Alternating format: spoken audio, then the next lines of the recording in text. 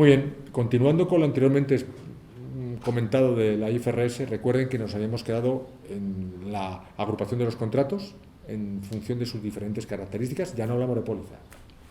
¿Cómo íbamos a clasificar conforme a la añada del mismo, es decir, el año en el que comenzó la relación contractual con el tomador, y luego íbamos a separar por el componente onerosidad?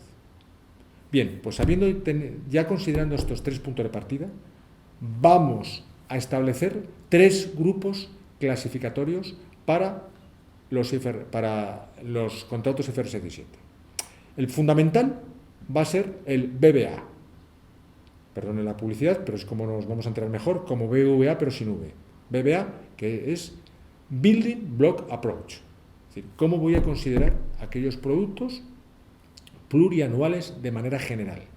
Sobre todo aquellos productos en los que, como luego veremos, no tienen un componente financiero garantizado o no son de corto plazo a un año.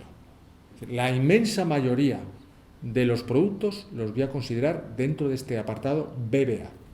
Para trabajar este BBA, recuerden, vamos a considerar, si les recuerda lo que hablábamos antes de Solvencia 2, 4 momentos de cálculo. Es decir, hago BBA, luego veremos los otros dos apartados a los que clasifico y vamos a tener 4 grandes pasos para poder calcular. Primero, para cada uno de estos contratos voy a determinar su flujo probabilizado. ¿Eso qué implica? Tanto lo que yo le voy a pagar por la probabilidad de pagárselo. Es decir, no deja de ser la prima. Una prima es un coste medio, lo que voy a pagar por la frecuencia, la probabilidad de pagárselo. O sea que todo ese flujo que voy a tener, voy a proyectar el flujo a lo largo de toda la vigencia del contrato. Recuerden que en aquellos productos que afectan a las personas, vida, decesos, salud y accidentes, voy a tener que considerar lo que la experiencia denote que ese tomador trabaja conmigo. Segundo punto, lo voy a actualizar financieramente. Recuerden el contexto, hemos repetido a lo largo de todas estas ponencias, de tipo de interés negativos. Es decir, un tipo de interés negativo va a hacer que mi flujo actualizado, cuando debería valer menos, va a valer más. Entonces, todo eso vamos a hacer que la actualización financiera me penalice. Tercero, voy a introducirle un componente de riesgo.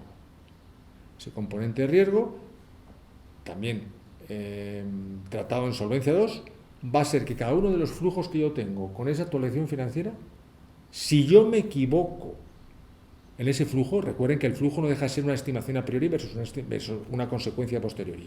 Voy a tener pequeño margen puesto por el accionista por si me equivoco. ¿Qué le suena esto? Al capital económico. Una parte del capital económico del accionista va a acompañar a mi flujo. Por eso, cuando decíamos que era importante tener considerado lo que era Solvencia 2 antes de IFRS, era para poder contar con un capital económico o no. Entonces, esa parte del accionista, vamos a decir, se compromete a lo largo del flujo, por si hubiese una desviación, a acompañarlo. Y por último, vamos a tener un margen de servicio contractual. Dirán ustedes, ¿qué es eso? Ahora os lo voy a explicar. Repito, un flujo, lo actualizo financieramente, le acompaño a lo largo de la vida del compromiso con, valga la redundancia, un compromiso monetario por parte de los accionistas o propietarios por si hubiese una desviación, y le añado un margen de beneficio. Lo van a entender rápidamente con este ejemplo. Yo ahora mismo cobro una prima de 120. A un año estoy poniendo 12 recibos de 10. Yo hago mi provisión de prima no consumida en función de base al final del tercer mes. Habrán pasado 3 meses de prima y tendré una provisión de prima no consumida, estoy redondeando, de 90. Me faltarán por cubrir 90. Aquí no. Aquí viene a decirme que yo tengo que prorratear en función de mi best estimate. ¿Se acuerdan ustedes del best estimate? Mi mejor estimación, lo que era la realidad.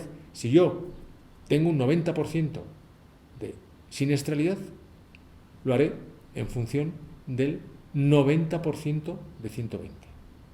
Es decir, 90% de 120, lo tienen ustedes, yo prorrateará en función de ello. ¿Ok? Entonces, mi base no va a ser 120, va a ser el 90% de 120. Es decir, voy a tener que prorratear en base a 108.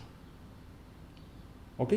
Entonces ustedes dirán, bueno, entonces hay una diferencia entre 120 y 108, ¿dónde metemos esa diferencia, no? Esa diferencia es el CSM. Estoy simplificando, ¿eh? Ese prorrateo que hago de la prima no la estoy actualizando ni le estoy poniendo el margen de riesgo. Si hiciésemos la contabilidad pura tendríamos que hacerla un poco más técnica, pero por favorecer la explicación, recuerden, yo en el actual plan contable proyecto o provisione en función de 120 y cuando llegue el momento me iré dando el beneficio. Aquí es al revés. Aquí, de salida, me doy el que yo creo que es mi beneficio, porque mi estadística dice que es así, que el mes que viene puede cambiar, ese 90% de siniestralidad puede ser un 95 o un 83, lo tengo que cambiar cada mes. Ese 90% que me doy, yo prorrateo en base a 108. Tengo una menor provisión, pero esa parte del beneficio no me lo puedo dar de salida. Me lo iré dando conforme vaya venciendo el flujo. Fíjense qué diferencia, ¿no? Pues esto va a suponer que yo tenga que agrupar de un modo u otro mis contratos, ver mis siniestralidades, dar un carácter tremendamente dinámico a la cuenta de resultados. Ahora las cuentas de resultados van a ser tremendamente dinámicas. Podríamos resumir que antes teníamos la cuenta de resultados, la publicábamos y analizamos, ahora es al revés. Ahora voy a tener que tener los resultados, pasar a analizarlos y posteriormente publicar. Pero podrían preguntar ustedes, oye, ¿y si resulta que en vez de ser una siniestralidad del 90% es del 101%? Es decir, en vez de ser 120, tiene que ser 122,2, le añado ese 1% más. ¿Qué ocurre? Que lo mismo, yo provisiono en base a 122,2. Perdón, en base a 121,2, discúlpeme, en base a 121,2, ¿ok? Yo provisiono en base a ese 101% de siniestralidad, 121,2. Entonces, ¿qué ocurre? ¿Quién pone la diferencia de ese 1,2? Obviamente los fondos propios. ¿Y cuándo la pone? ¿Conforme vence el flujo? No. Cuando el contrato es oneroso, esto es un ejemplo de oneroso, cuando el contrato da pérdidas, de salida hay que resarcir con fondos propios. Igual que cuando no es oneroso, cuando tengo beneficio, el beneficio me lo doy conforme venza el flujo. Cuando sea oneroso, yo la pérdida la pondré de salida. Derivadas, pues a lo mejor compañías que tengan mucho reaseguro, que el reaseguro de por sí sea oneroso, pues ese contrato van a tener que acompañarlo con fondos propios, mientras el de directo no. Va a tener muchas derivadas. Puede cambiar por muchos conceptos la onerosidad. Puede ser que la siniestralidad sea buena, pero los gastos sean muy irrelevantes, o las comisiones, o los ingresos financieros me penalicen. Va a haber ciertas derivadas que van a transformar mis contratos, vamos a llamar, de no onerosos a onerosos. Y van a suponer que desde el principio yo tenga que acompañar dicho flujo con capital. Fíjense qué importante es la consideración de oneroso o no oneroso. Pero, para poderlo materializar, siempre el flujo, por su siniestralidad, actualizado con un margen de riesgo y considerando ese CSM o margen residual siempre que haya beneficio. Si no hay beneficio, lo pongo de salida.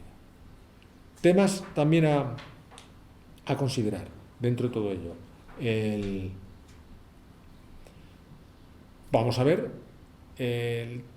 todo este flujograma que voy a tener que organizar con mi base de datos, porque mis datos para poder determinar todas estas variables va a ser, uno, mi propio negocio, otro, los componentes financieros exógenos, tres, mis componentes, vamos a llamar, propios, pero de empresa, que son mis gastos, y tres, cuando no tenga ciertas estadísticas, poder acudir a lo que se denomina juicio experto. Es decir, poder tomar también información sectorial, o que compañías que se parezcan a la mía, o de lo que fuera. Pero es que no tengo estadísticas para tal, o me acompañará el reaseguro con estadísticas. Pero fíjense, todo esto conforma un repositorio de datos importante antes de pasar a trabajarlo.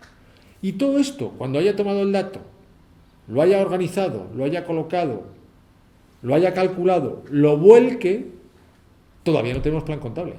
O sea que los ejercicios que estamos haciendo con planes contables para simular. Fíjense todo lo que queda por hacer, con no sé si ustedes tras esta explicación consideran que es mucho o poco tiempo. Pero bueno, esta es la figura que tiene el BBA que les he contado. Repito, el flujo, la actualización del flujo, el margen de riesgo que acompaña el flujo y, por último, ese componente de beneficio o no beneficio. Termino este bloque diciéndoles que lo mismo ocurre con siniestros. Siniestros, si yo provisioné por 100, pero acabo pagando 80, todo mi ejercicio de runoff, tendré que provisionar por 80. Entonces, aparte, que tengo siniestros, voy a tener que provisionarlo por 80. Fíjense la relevancia que cobran mis estadísticas y la conexión que van a tener mis estadísticas y la fiabilidad de las mismas con los datos que yo voy a contabilizar.